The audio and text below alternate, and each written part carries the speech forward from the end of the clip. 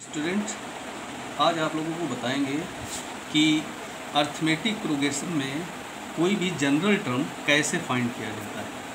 किसी भी general term को फाइंड करने के लिए पहले तो हमें ये मालूम होना चाहिए कि अर्थमेटिक प्रोग्रेशन है सीक्वेंस में।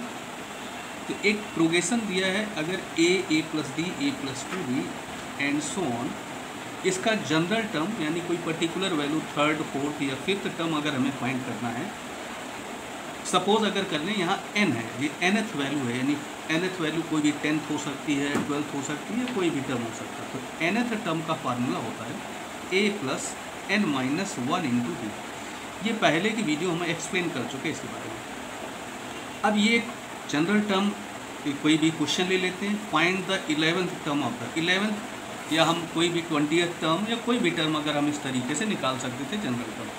तो एक गिवन सीरीज़ है, -3 -1/2 2 एंड सो ऑन, ये दी गई थी। इसका हमें 11th टर्म निकालना है।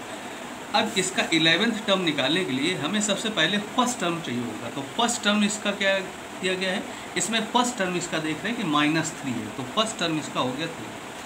अब हमें जनरल टर्म यानी 11th टर्म चाहिए, तो n की जो वैल्यू है वो 11। आप चाहें तो इसका 20 12 जो भी टर्म फाइंड करना वो यहाँ पर निकाल सकते हैं। तो यहाँ 11th टर्म हमें फाइंड करना था सीक्वेंस में, तो n की वैल्यू 11 है। इसके बाद हमें कॉमन डिफरेंस निकालना था। कॉमन डिफरेंस जैसा कि हमें मालूम है कि ये टर्म कहलाते हैं, जो भी नंबर आते हैं, तो ये first term, second term, third term ये होते हैं। इनको हम लोग टर्म है इसलिए t से t1 फर्स्ट टर्म है, इसलिए t1, ये t2, t3 and so on है।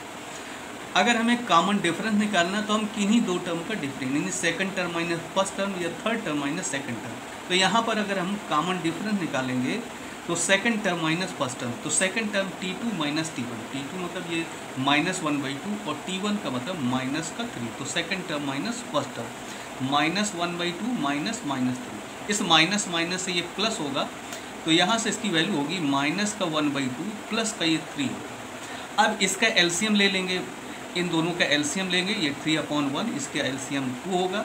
एलसीएम ले लेंगे तो यहाँ -1 और +3 × 2 ये हो गया 6, -1 + 6/2 इसकी वैल्यू हो जाएगी 5/2। इस तरीके से यहाँ कॉमन डिफरेंस है वो 5/2 होगा। अब हमें जो भी टर्म के लिए, इस फार्मूले के लिए जो भी टर्म चाहिए थे, a, n और d, तीनों वैल्यू हमें पता है।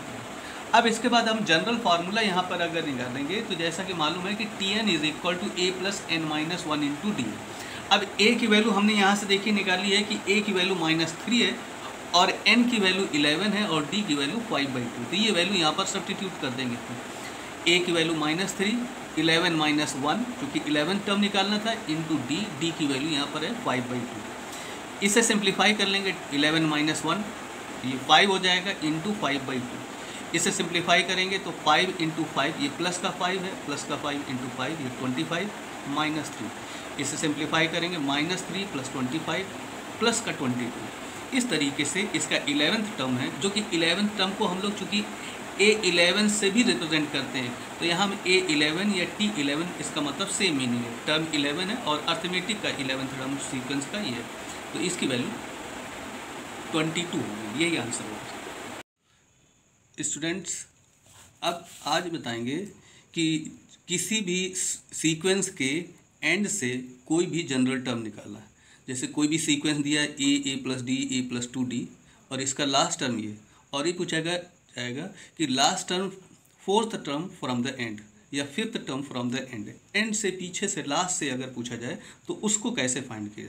तो उसके लिए पहले तो ये अर्थमेटिक प्रोग्रेशन सीक्वेंस है, ये suppose a + d a + 2d and so on, इसका लास्ट टर्म है l। इस क्वेश्चन में a की वैल्यू फर्स्ट टर्म यहाँ पे गिवन है, इसकी वैल्यू है a, common difference second term -1 जो कि a + d - a = d है, और यह लास्ट टर्म इसका l है।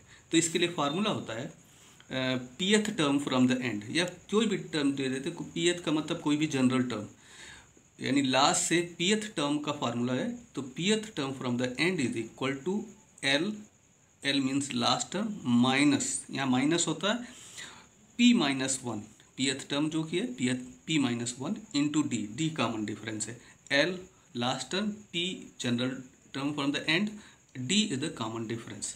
तो ये इसका फार्मूला है pth term from the and. अब कोई भी क्वेश्चन अगर हमें सॉल्व करना है तो pth टर्म इस लास्ट टर्म से किसी भी एंड से किसी कोई भी टर्म अगर हमें फाइंड करना तो उसको किस तरीके से, तो सपोज कोई सीक्वेंस है 17, 14, 11 एंड सो ऑन, लास्ट में -40। अब इसमें से हमें इसका 6th टर्म एंड से निकालना है 6। तो ये 6th term from the and क्या होगा, तो इसको किस तरीके से फाइंड करेंगे।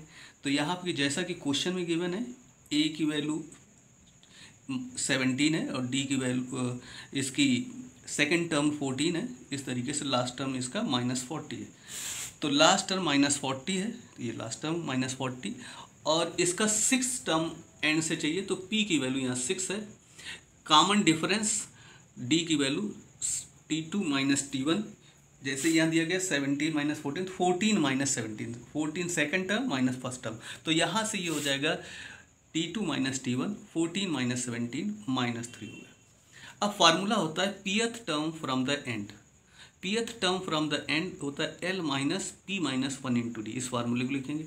अब 6th टर्म पूछा गया, इसमें 6th term from the and क्या हो जाएगा, तो यहाँ फार्मूला 6 के लिए तो l की वैल्यू -40 थी, -p - 1, ये मीन्स यहाँ पर 6 टर्म निकालना था एंड से, तो 6 - 1 इंटू डी। डी की वैल्यू यहाँ -3 थी, तो -3। अब इसे सिंप्लीफाई कर लें तो इसकी वैल्यू -40, 6 - 1 5 और -3 है, इसका मल्टीप्लाई इनका प्रोडक्ट कर लेंगे तो ये वैल्यू हो जाएगी माइनस का 15 और माइनस यहाँ साइन है इसलिए प्लस हो जाएगा। तो -40 और +15, इसे सिंप्लीफाई करेंगे -40 और 15 को, तो ये माइनस का 25 हो जाएगा। इस तरीके से इसका जो 6th term from the and हो जाएगा -25।